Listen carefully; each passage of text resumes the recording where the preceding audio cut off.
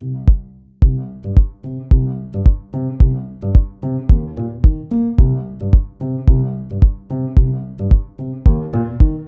this video, we show you how to quickly and easily attach multiple tiny loose-pointed chatons to a glass vase.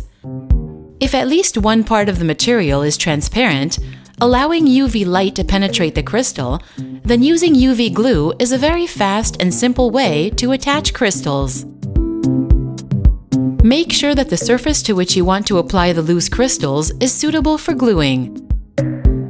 Attach a dispensing tip to the UV glue.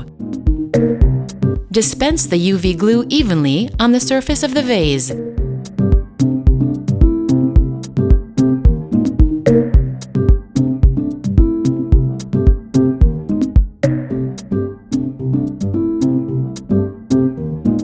Next, apply the pointed chatons to the liquid glue.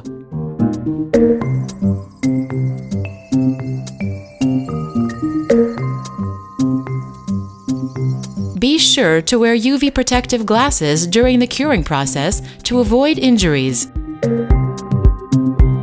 Cure the glue for a few seconds using a UV light. Follow the manufacturer's instructions and safety guidelines.